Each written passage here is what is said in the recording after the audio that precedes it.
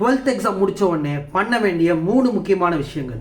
இந்த 3 முக்கியமான விஷயங்கள் நீங்கள் பண்ணால் உங்கள் கான்ஃபிடென்ட் லெவல் ரொம்ப பூஸ்ட் ஆகும். அடுத்து வர உங்கள் காலேஜ் லைஃப்க்கும் சரி, ஒர்க் லைஃப்க்கும் சரி, இது ரொம்ப யூஸ்ஃபுல்லாக இருக்கும்னு சொன்னால் நீங்கள் நம்புவீங்களா? ஸோ அது என்னென்ன பண்ணணும், என்னென்ன பண்ணக்கூடாது அப்படிங்கிறத இந்த வீடியோ நான் சொல்கிறேன்.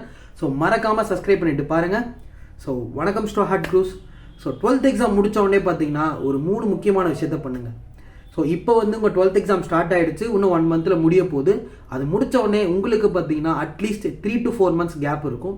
இந்த மந்த் கேப்பை நீங்கள் கரெக்டாக யூட்டிலைஸ் பண்ணி நான் சொல்கிற விஷயத்த 3 விஷயத்தை நீங்கள் கரெக்டாக பண்ணிங்கன்னா ஸோ அடுத்து வர உங்கள் காலேஜ் லைஃப்லையும் சரி, உங்களுடைய அடுத்த கெரியருக்கும் இது ரொம்ப யூஸ்ஃபுல்லாக இருக்கும். ஸோ அதில் ஃபர்ஸ்ட் திங் பார்த்தீங்கன்னா உங்களோட பாடியை நீங்கள் ஸ்ட்ரென்தன் பண்ணுறது, உங்கள் பாடியை நீங்கள் பில்ட் பண்ணுறது. ஸோ என்ன அப்படின்னு பார்த்தீங்கன்னா, ஃபஸ்ட் உங்களுடைய ஃபிசிக்கல் ஒர்க் அவுட்டை ஃபஸ்ட்டு ஸ்டார்ட் பண்ணுங்கள். So every morning 35 to 45 minutes ஆகுது உங்கள் ஃபிசிக்கல் ஒர்க் அவுட் இருக்கணும். ஸோ இது நீங்கள் பண்ணீங்க அப்படின்னா உங்களோட எனர்ஜி பூஸ்ட் ஆகும், கான்ஃபிடென்ட் லெவலு ரொம்ப பூஸ்ட் ஆகும். ஸோ சில பேர் பார்த்தீங்கன்னா நம்ம ஸ்கூல்லே பார்த்தீங்கன்னா நல்ல ஸ்போர்ட்ஸ் பர்சன்லாம் இருப்பாங்க. அவங்கெல்லாம் பார்த்தீங்கன்னா இன்னும் நல்லா ட்ரெயின் பண்ணீங்க அப்படின்னா, இல்லை ஸ்கூலில் என்னால் பண்ண முடியல, அங்கே படிக்கிற மாதிரி சொன்னாங்க, காலேஜில் அதுக்காக நான் பண்ணணும், அதுக்கான ஸ்டெப் எடுக்கணும்னா இந்த விஷயத்த உங்கள் பாடி ஸ்ட்ரென்தன் பண்ணுங்கள். ஸோ என்னென்ன விஷயங்களை நீங்கள் பண்ணலாம் அப்படின்னு பார்த்தீங்கன்னா, ஃபர்ஸ்ட் புஷ்அப்ஸ் எடுக்க ஸ்டார்ட் பண்ணுங்கள். ஸோ ஃபஸ்ட்டு உங்களால் புஷ்அப்ஸ் எடுக்க முடியாது தான். ஸோ ஃபஸ்ட்டு ஒரு 5 எடுங்க. ஒரு 2 daysக்கு மொத்தம் 3 செட்டை ட்ரை பண்ணுங்கள். ஃபஸ்ட்டு 5 அந்த மாதிரி 5 ட்ரை பண்ணுங்கள். அடுத்து 3ஆவது நாள்லேருந்து டெய்லி ஒன்றா இன்க்ரீஸ் பண்ணுங்கள். இந்த மாதிரி பார்த்தீங்கன்னா புஷ்அப் ஸ்டார்ட் பண்ணுங்கள். அப்புறம் பார்த்தீங்கன்னா புல்அப் ஸ்டார்ட் பண்ணுங்கள். அப்புறம் பார்த்தீங்கன்னா பிளாங்க்ஸ் போடுங்க. அட்லீஸ்ட் ஃபஸ்ட்டு ஒரு 30 secondsலேருந்து ஸ்டார்ட் பண்ணிவிட்டு ஸோ ஆஃப்டர் 1 weekலேருந்து எப்படியாச்சும் ஒரு 10 seconds எப்படியா இன்க்ரீஸ் பண்ண பாருங்கள். தென் ஸ்குவாட்ஸ் போடுங்க. ஸோ உங்கள் லெக்கு நல்லா இம்ப்ரூவ்மெண்ட் கிடைக்கும், நல்லா இதுவாக இருக்கும். லாஸ்ட்டாக பார்த்தீங்கன்னா ஸ்ட்ரெச்சிங். ஸோ பாடியை நல்லா ஃப்ளெக்சிபிளாக வச்சுக்கிட்டு இந்த மாதிரி டெய்லி 35 to 45 minutes பண்ணிங்கன்னா ஸோ உங்களோட கான்ஃபிடென்ட் ரொம்ப பூஸ்ட் ஆகும்.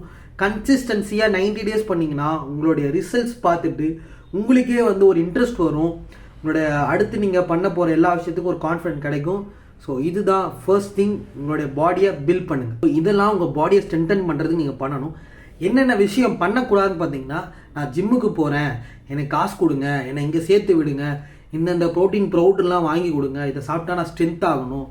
ஸோ இந்த மாதிரி அப்படிலாம் எதுவுமே பண்ணாங்க. காசுலாம் செலவே பண்ண வேணாம்.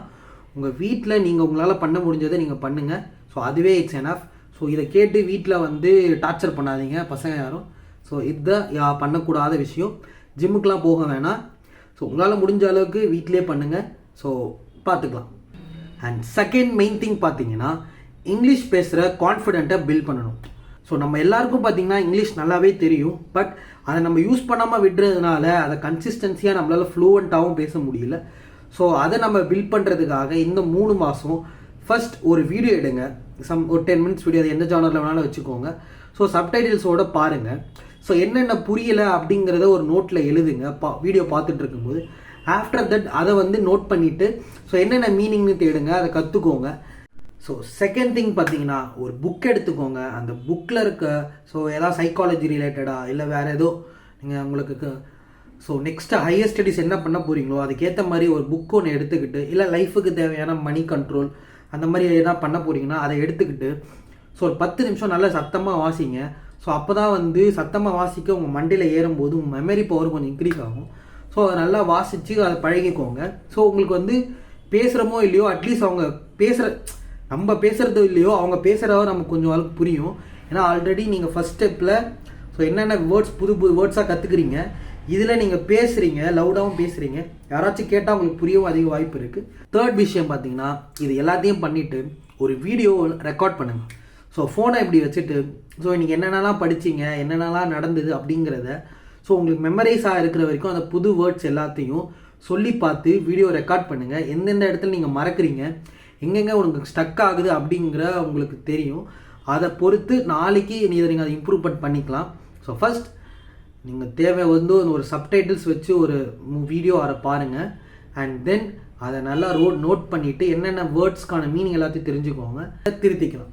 ஸோ என்னென்ன விஷயங்கள் நீங்கள் பண்ணக்கூடாது அப்படின்னு பார்த்தீங்கன்னா, ஸோ மூவிஸில் நீங்கள் பெருசாக பார்க்காதீங்க.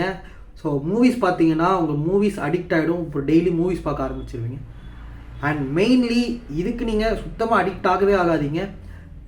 அனிமி ஸோ அனிமி சைட் நீங்கள் போனீங்கன்னா ஸோ ஃபஸ்ட்டு 2 எபிசோட்லேயே உங்களை வந்து அட்ராக்ட் பண்ணிவிடுவாங்க, நீங்கள் அந்த கதைக்குள்ளே போயிடுவீங்க. ஸோ அதனால் என்னென்னா உங்களுக்கு டிஸ்ட்ராக்ஷன் ஆகும், நீங்கள் டெய்லி அனிமி பார்க்க ஆரம்பிச்சிருவீங்க, இந்த விஷயத்த எல்லாம் கொஞ்சம் கொஞ்சமாக தள்ளி வைக்க ஆரம்பிச்சிருவீங்க. ஸோ அதனால் அனிமீஸும் மூவிஸும் அவாய்ட் பண்ணுங்கள், இது பெஸ்ட் திங். ஸோ தேர்ட் விஷயம் என்ன பார்த்தீங்கன்னா, ஃபஸ்ட்டு 2 விஷயத்த பண்ணுறதுக்கு தேர்ட் விஷயம் தான் ரொம்ப முக்கியம். ஸோ இந்த தேர்ட் விஷயத்தை நீங்கள் கரெக்டாக பண்ணிங்கன்னா ஸோ இந்த ஃபஸ்ட்டு 2 விஷயத்தை நீங்கள் ஆட்டோமேட்டிக்காக பண்ணிடலாம். என்னென்னா ஒரு கான்டென்ட் க்ரியேட் பண்ணுறது. ஸோ உங்கள் கீழே ஒரு ஃபோன் இருந்தால் போதும். So content creation. So already நீங்கள் வந்து பார்த்தீங்கன்னா ஃபிசிக்கல் எக்ஸசைஸ் பாடி பில்ட் பண்ண ஸ்டார்ட் பண்ணிட்டீங்க, அதை கொஞ்சம் vlog மாதிரி எடுங்க. அண்ட் தென் பார்த்தீங்கன்னா இங்கிலீஷ் பேசும்போது பார்த்தீங்கன்னா அந்த வீடியோ ரெக்கார்ட் பண்ணுறது, ஸோ அதையும் நீங்கள் எடுத்து கம்பைன் பண்ணி ஸோ ஒரு சேலஞ்ச் வீடியோ மாதிரி போடுங்க. ஸோ எப்படின்னா 60 டேஸில் எப்படி ட்ரான்ஸ்ஃபர்மேஷன் ஆக்குறது, ஸோ ஒரு 60 டேஸில் ட்ரான்ஸ்ஃபர்மேஷன் ஆர் நான் 60 டேஸில் பார்த்தீங்கன்னா ஸோ நான் எப்படி என் என்னோடய லீவில் நான் என்ன பண்ணேன், என்ன யூட்டிலைஸ் பண்ணேன் அப்படிங்கிற ஒரு சேலஞ்ச் வீடியோ மாதிரி எடுத்து நீங்கள் ஸ்டார்ட் பண்ணிங்கன்னா ஃபஸ்ட்டு ஒரு 3 டேஸ் போடுங்க. ஸோ உங்கள் வீடியோ ஒரு 10 பேர் பார்த்தா கூட உங்களுக்கு ஒரு கான்ஃபிடன்ஸ் கிடைக்கும். ஒரு 5 சப்ஸ்கிரைபர்ஸ் ஏறினா கூட இது உங்கள் கான்ஃபிடன்ஸ் கிடைக்கும். ஸோ அதை நீங்கள் ஃபஸ்ட்டு யூடியூப்பில் கரெக்டாக ஸ்டார்ட் பண்ணிவிட்டு ஃபஸ்ட்டு 3 டேஸ் ஸ்டார்ட் பண்ணிட்டீங்கன்னா போதும். அப்படியே கொஞ்சம் கொஞ்சமாக நீங்கள் அப்டேட் பண்ணி 60 டேஸ் மட்டும் உங்கள் வாழ்க்கையில் கரெக்டாக பண்ணி கான்ஃபிடென்ட்டாக போட்டுட்டிங்கன்னா அவ்வளோதான். ஸோ அடுத்து உங்களோட ஸ்டெப் இங்கே நீங்கள் ஃபஸ்ட்டு ஸ்டெப்பை எடுத்து வச்சுட்டீங்க, அடுத்த ஸ்டெப்பை நீங்கள் ஈஸியாக எடுத்துருவீங்க. ஸோ உங்கள் காலேஜ்லேயும் சரி, அங்கே போயிட்டு நீங்கள் வெளியாள்கிட்ட பேசி உங்களை பழகிறதுக்கும் ஸோ இந்த கான்டென்ட் க்ரியேஷன்ஸ் யூஸ் ஆகும். உங்களோட கான்ஃபிடென்ட் பூஸ்ட் ஆகி உங்களுக்கு தேவைப்படுற டைமில் தேவைப்படுற இடத்துல நீங்கள் எடுக்கலாம். அதை முக்கியமாக புரிஞ்சுக்கோங்க. ஸோ இந்த விஷயத்த கரெக்டாக பண்ணுங்கள், கான்டென்ட் க்ரியேஷன் பண்ணுங்கள். And do on your own videos மட்டும் யூஸ் பண்ணுங்கள், ஓன் வாய்ஸில் பேசுங்க. இந்த மியூசிக் அதெல்லாம் நீங்கள் எதுவும் யூஸ் பண்ணாதீங்க. காப்பிரைட் வந்துச்சுன்னா சேனலே காலி ஆகிடும். ஸோ அதை ஃபஸ்ட்டு மெயின் திங். அண்ட் என்னென்ன விஷயம் பண்ணக்கூடாது அப்படின்னு பார்த்தீங்கன்னா, இன்ஸ்டாகிராம் பக்கம் போகாதீங்க. ஸோ யூடியூப்பில் மட்டும் கரெக்டாக கன்சிஸ்டன்சியாக ஃபஸ்ட்டு வீடியோ போடுங்க. ஸோ நீங்கள் இன்ஸ்டாகிராம் போனீங்கன்னா 10 வீடியோ போடும்போது ஏதாவது ஒரு வீடியோ ஒரு 1000 கணக்கில் வியூஸ் போயிடுச்சு அப்படின்னா, கொஞ்சம் ஃபாலோவர்ஸ் ஏற ஆரம்பிச்சிட்டாங்க அப்படின்னா உங்களுக்கு அதுவே பார்த்தீங்கன்னா அடிக்ட் ஆகிடும்.